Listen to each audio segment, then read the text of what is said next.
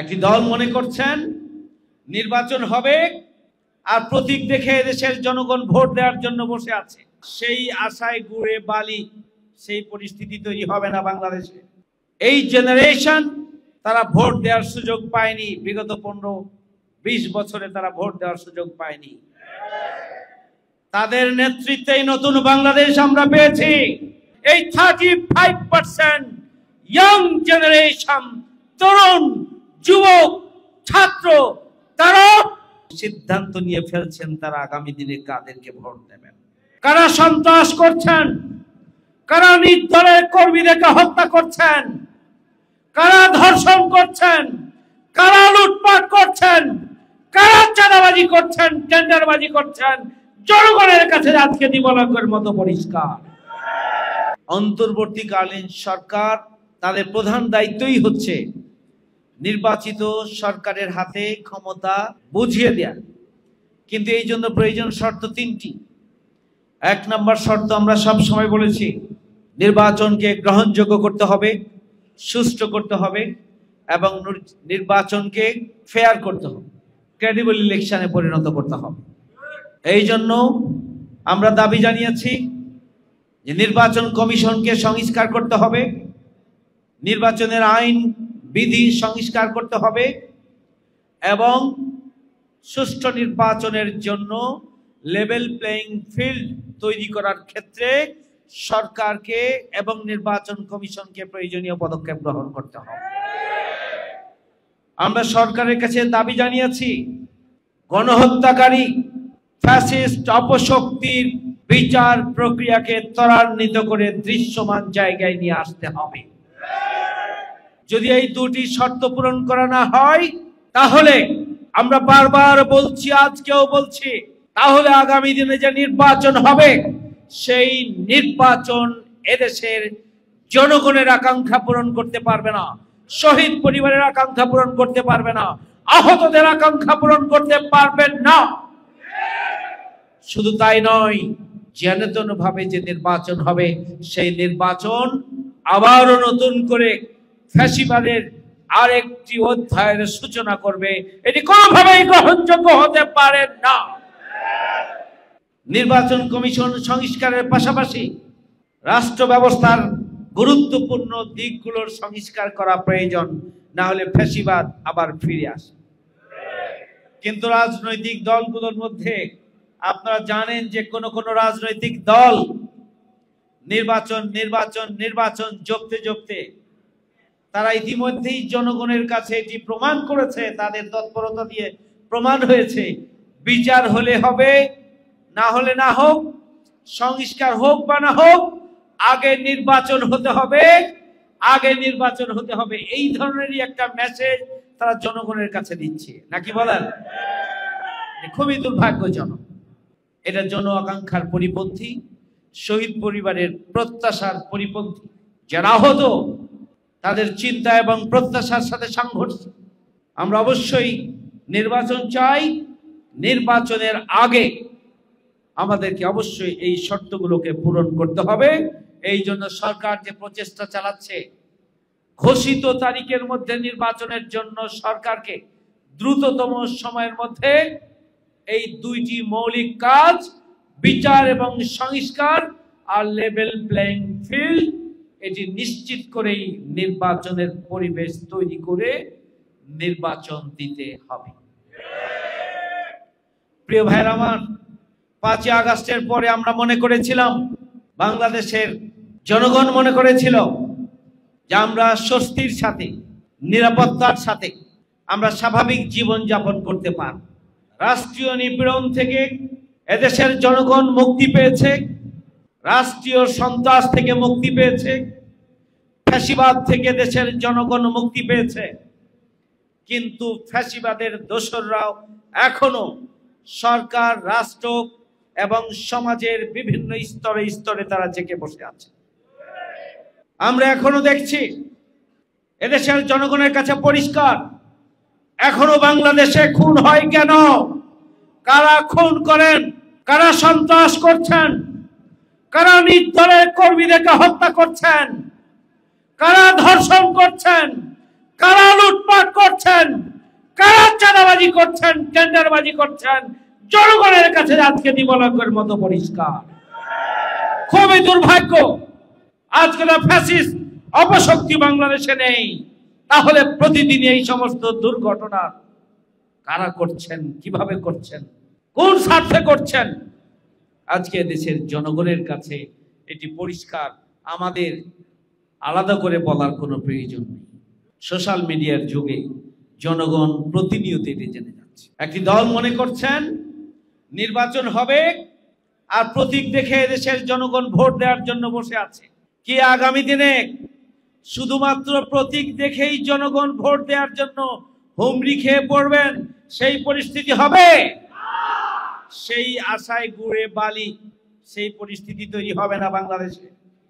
বাংলাদেশে 20 বছর যাদের বয়স, এবার যারা ভোটার হয়েছে 35 বছর পর্যন্ত যাদের বয়স, এদের সংখ্যা বাংলাদেশে 35%। এই 35% তরুণ যুবক, এই জেনারেশন, তারা ভোট দেওয়ার সুযোগ পায়নি। বিগত 15-20 বছরে তারা ভোট দেওয়ার সুযোগ পায়নি।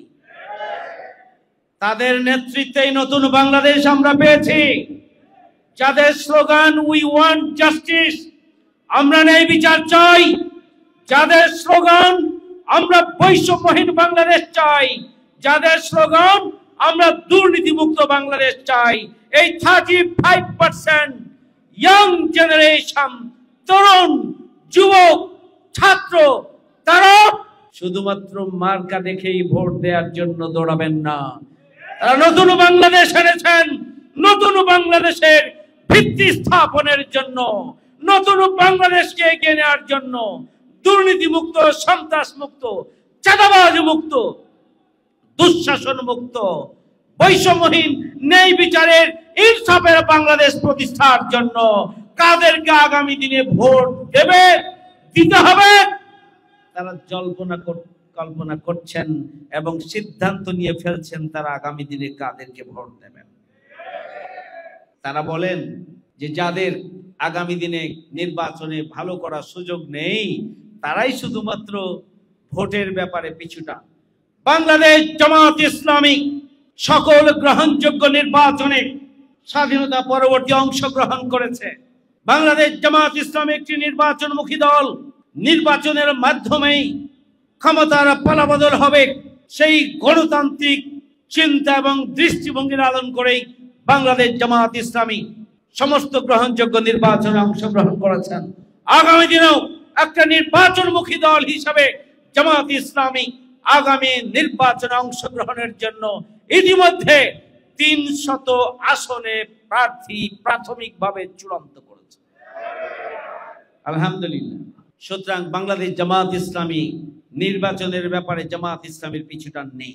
আমরা দৃঢ়ভাবে বিশ্বাস করি নিপীড়িত জনগোষ্ঠী, বিধ্বস্ত বিপর্যস্ত জনগোষ্ঠী, এদেশের তরুণ এবং ছাত্র যুবক যারা তাদের জীবন দিয়ে নতুন বাংলাদেশ এনে দিয়েছে, তারা আগামী দিনে সুখী সমৃদ্ধশালী বসবাসযোগ্য একটা নতুন বাংলাদেশ প্রতিষ্ঠার জন্য এবার বাংলাদেশ জামাত ইসলামীকেই বেছে নেবে ইনশাআল্লাহ। এদেশের জনগণের চোখ কান খোলা। সোশ্যাল মিডিয়ার কারণে আগে একটা কথা বলে দিলেই চলতো, তাই না? এখন আর চলে? ঘরে ঘরে মোবাইল ফোন, গোটা দুনিয়া তাদের হাতে। সুতরাং জামাত ইসলামী বাংলাদেশের ভূমিকা, ইসলামী ছাত্র শিবিরের ভূমিকা, রাজনৈতিক দলগুলোর তৎপরতা এবং ভূমিকা, এটা দেশের জনগণ প্রতি মুহূর্তে পর্যবেক্ষণ করছে এবং আগামী দিনে নতুন বাংলাদেশ বিনির্মাণের জন্য কাদেরকে ভোট দেওয়া উচিত সেই ব্যাপারে দেশের জনগণ মুখিয়ে আছে। সময় মতো তারা তাদের পছন্দের দলকে ইনশাআল্লাহ ভোট দিয়ে আগামী দিনে সুখী সমৃদ্ধশালী বসবাসযোগ্য একটা মানবিক বাংলাদেশ প্রতিষ্ঠার জন্য তারা নিজেদের সর্বশক্তি নিয়োগ করবে ইনশাআল্লাহ। জামাত ইসলামীর প্রতি মানুষের আস্থা এবং ভালোবাসা তাই তো বেড়ে গিয়েছে। আমাদের নেতৃবৃন্দ আপোষ করেন নাই, জীবন দিয়েছেন। আমাদের নেতাকর্মীরা আপোষ করেন নাই, ত্যাগ এবং কোরবানির নজরানা পেশ করেছেন। আমরা বাংলাদেশের জন্য জীবন দিয়েছি, আমরা ইসলামের জন্য জীবন দিয়েছি, আমরা স্বাধীনতার সার্বভৌমত্বের জন্য জীবন দিয়েছি।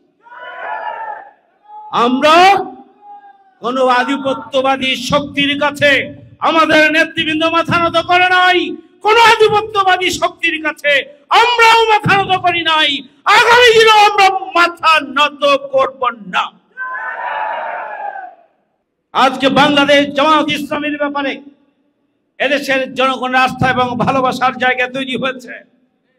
এদিকে আমাদেরকে কাজে লাগাতে হবে, এদিকে আল্লাহর পক্ষ থেকে নিয়ামত হিসাবে গ্রহণ করে, এদিকে আমানত হিসাবে গ্রহণ করে প্রতিটি মুহূর্তকে আগামী দিনের নির্বাচনী বৈতরণী পার হওয়ার জন্য, নির্বাচনী যুদ্ধে জয়লাভের জন্য আমাদেরকে এখন থেকেই সক্রিয়ভাবে ময়দানে ভূমিকা পালন করতে হবে।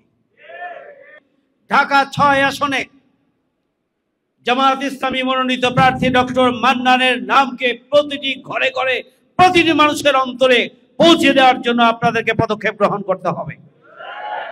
যারা নগর ভবন ৪০ দিন অবরুদ্ধ রাখতে পারেন, সরকার যাদের ব্যাপারে কোনো পদক্ষেপ গ্রহণ করতে পারে না, যারা নিজের দলের কর্মীকে খুন করতে করতে শতপার হয়ে যায়, যারা নাবালিকা মেয়েকে তারা বিয়ে করতে না পেরে ওই মেয়ের বাবাকে পর্যন্ত হত্যা করার মতো নির্মম কার্যক্রম করতে পারে, আগামী দিনে ভোট সেন্টার দখলের যেন তেন ভাবে ক্ষমতায় যাওয়ার চক্রান্ত ষড়যন্ত্র তাদের থাকতে পারে, এটিকে থামিয়ে দেওয়ার জন্য, ভোট সেন্টারের নিরাপত্তা নিশ্চিত করার জন্য, সব ধরনের চক্রান্ত ষড়যন্ত্রকে প্রতিহত করার জন্য আগামী দিনে প্রতিটি সেন্টারে ৫০০ মানুষের সমাবেশ ঘটাতে হবে,